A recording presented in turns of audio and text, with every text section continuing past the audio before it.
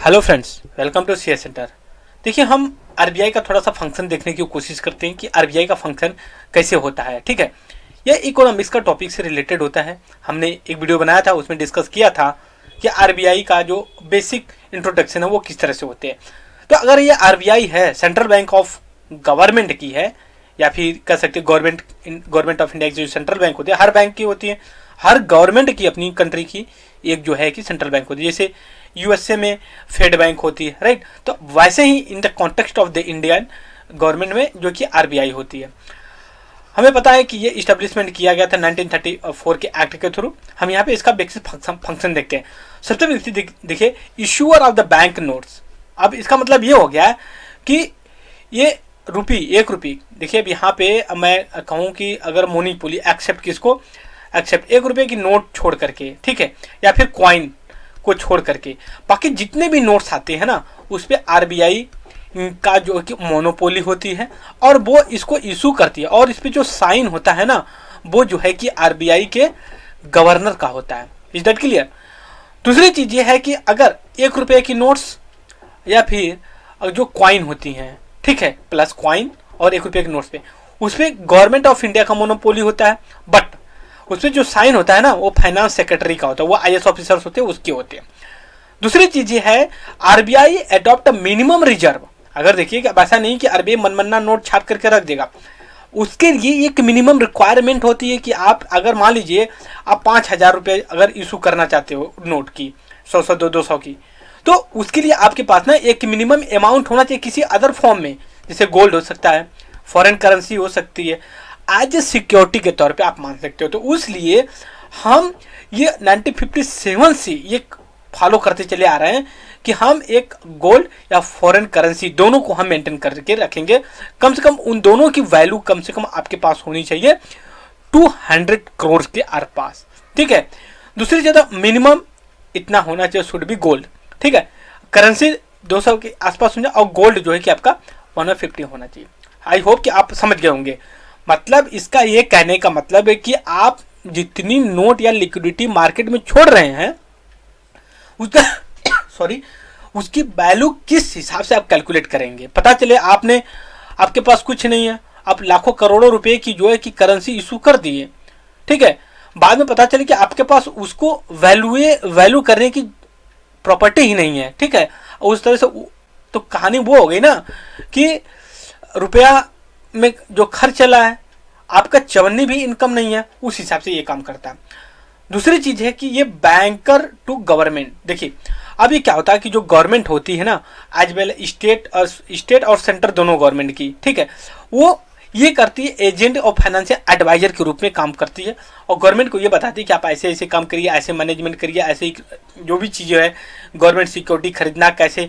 क्योंकि आरबीआई का जो सेंट्रल बैंक होती है, उनका जब से बड़ा मेजर फंक्शन होता है ना, इकोनॉमिक ग्रोथ को लेकर के होता है, और वो ग्रोथ जो है कि आपका इन्फ्लेशन भी डिसाइड करता है। अगर मान लीजिए हाई इन्फ्लेशन है, तो मतलब लिक्विडिटी मार्केट में बहुत ज़्यादा है, और उसको कहीं ना कहीं आपको कम करने की ज़रूरत है, तभी जाकर के लिक्विडिटी या जो करेंसी है, जो रुपी है, उसकी वैल्यू बढ़ेगी। अदरवाइज पता चले कहावत एक कही गई थी, 1929 का जो ग्रेट इकोनॉमिक रिसेशन हुआ था, उसमें कहा जाता था लोग टोकरी में, ठीक है, नोट भर के लेके जाते थे और पॉकेट में जो है कि सामान लेकर के आते थे। जैसे आज आप पॉकेट में आप जो कि कैश ले लेते हो, अब जाते हो तो थैले में भर के लेके आते हो ना। तो पहले क्या होता था, जब 1929 का जो क्राइसिस हुई थी पूरे वर्ल्ड में, उस समय यही एक कहावत चल रही थी कि लोग स्लोगन की लोग टोकरी में पैसे भर के ले आते थे और पॉकेट में जो कि सामान गुड्स लेकर के आते थे। मतलब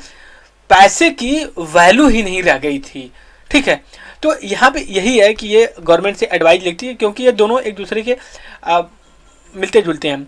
अगला अगर हम बात करें तो ये बैंकर्स ऑफ बैंक होते हैं। मतलब जैसे मान लीजिए कि आरबीआई हो गई, फिर उसका अदर बैंक जैसे होती है, तो सेंट्रल बैंक हो गई, और भी जो बैंक फंक्शन करती हैं डेली बेसिस पे, जैसे एसबीआई है, UBI, union bank of India है, अदर बैंक है।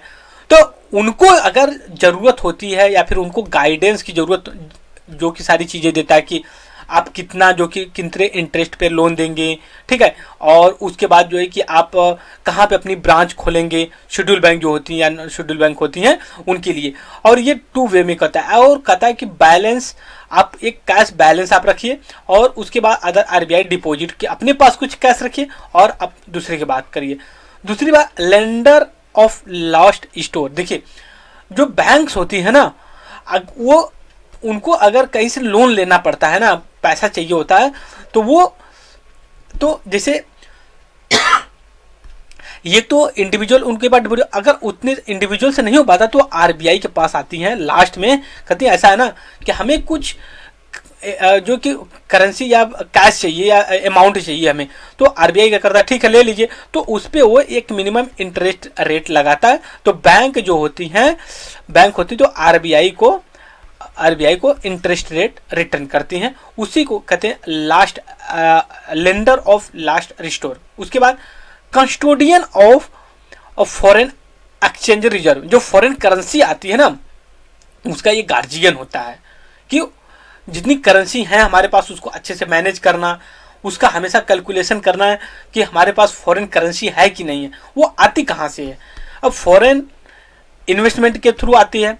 उसके बाद अगर कोई सिटीजन, इंडियन सिटीजन फॉरेन में गया है, काम कर रहा है, या फिर कोई फॉरेनर आता है इंडिया में किसी भी वजह से, तो वो सारे जो होते हैं, क्योंकि इसमें काफ़ी रिकॉर्ड फॉरेन रिजर्व है इंडिया के पास, ऑलमोस्ट $500 बिलियन के ऊपर का है, ठीक है। दूसरी बात, कंट्रोल क्रेडिट और मनी सप्लाई। हमने जैसा पहले ही कहा कि इन्फ्लेशन, यहाँ पे देखिए इन्फ्लेशन और डिफ्लेशन। डिफ्लेशन का मतलब ये होता है ना कि मंदी है, ठीक है, मंदी मतलब डिमांड नहीं है, और इन्फ्लेशन का मतलब होता है महंगाई।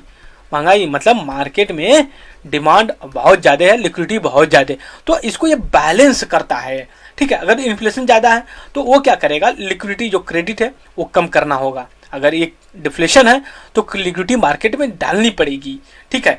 तो वो कैसे डालेंगे हम आगे अभी डिस्कस करेंगे। दूसरा, regulator of the banks, reserve bank regulating bank 1949 से, और रिजर्व बैंक ऑफ इंडिया 1934 के थ्रू जो है कि ये क्या करता है, जितनी बैंक होती है उनको रेगुलेट करता है। क्या करता है, जैसे मान लीजिए कि ब्रांच को एक्सपेंड करना है कि कहाँ पे खोलना है, कहाँ पे रूरल, क्योंकि बैंक्स तो हैं वो अपना प्रॉफिट देखेंगी ना, लेकिन आरबीआई प्रॉफिट के लिए नहीं बनी है, वो है कि सबको इंक्लूसिव और बेसिक चीज़ें प्रोवाइड किया जाए फाइनेंशियल से रिलेटेड।